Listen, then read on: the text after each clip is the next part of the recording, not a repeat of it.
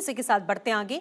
केंद्रीय मंत्री किरेन रिजिजू का भी स्टेटमेंट सामने आ चुका है। उन्होंने साफ कहा, छात्रों की मांगों पर चर्चा होगी। विपक्ष संसद का समय खराब कर रहा है और विपक्ष ऐसे समय खराब नहीं कर सकता है। विपक्ष जिस तरीके से लगातार एक तरफ बातों की मांग कर रहा है, एक तरफ जवाबदेही मांग रहा है और दूसरी ओर सदन जब चलता है तो किस तरीके से वो लगातार हंगामा करता है और सदन की कार्रवाई को बाधित करता है, इसे लेकर बड़े आरोप लगे हैं। 5 दिन तक पार्लियामेंट में नीट एग्जाम पेपर लीक को लेकर के चर्चा नहीं कर पाए।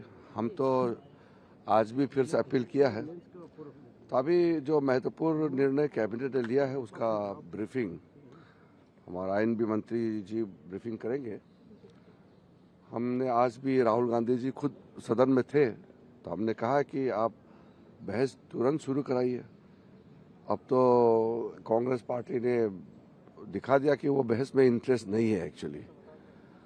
अब जो प्रोटेस्ट कर रहे थे और प्रोटेस्ट करने वालों का जो सबसे प्रमुख चेहरा है सोनम वांगचुक जी, उन्होंने भी अनशन तोड़ के अपने बात रख दिया कि अब चर्चा होना चाहिए। मेरे ख्याल से अब इसको राजनीतिकरण करके फायदा नहीं है। हम लोगों को ठोस कदम कैसे उठाना चाहिए छात्रों का भविष्य के लिए, इस पे ध्यान देना चाहिए। The future of the student and how we can ensure a proper system and very strong system in place for the future of the student.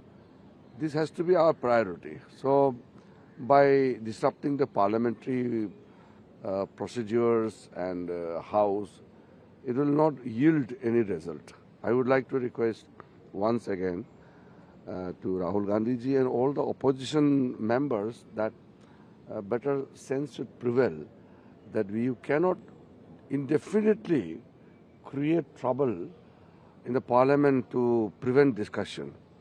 It's wasting the time of all the members. You all know very well it is very critical to let the parliament function.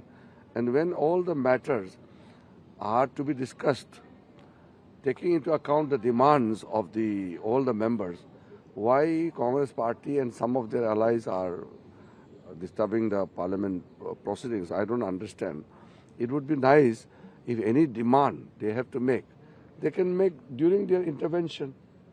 जब वो अपना बात रखेंगे चर्चा के दौरान तो अपने मांगे भी वही रख सकते हैं। वो मांगे पहले रखेंगे और चर्चा नहीं होने देंगे, कोई तो बात नहीं हुआ ना। और प्रधानमंत्री जी ने वीडियो डाला, बच्चों से संवाद किया और सरकार का मंशा को बताया, इसमें भी कांग्रेस पार्टी को आपत्ति है। ये तो ठीक बात नहीं है। जब प्रधानमंत्री जी नहीं बोलेंगे तो फिर कहते हैं कि प्रधानमंत्री जी बोलो।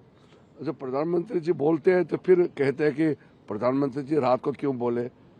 ये कोई बात नहीं हुआ। इस तरह का नेता प्रतिपक्ष को बहाना ढूंढ करके कटाक्ष करने का कोई जरूरत नहीं है। समाधान ढूंढने चाहिए बच्चों का भविष्य के लिए, छात्रों का भविष्य को हम सब मिलकर के अच्छा कैसे कराए, इस पे ध्यान देना चाहिए।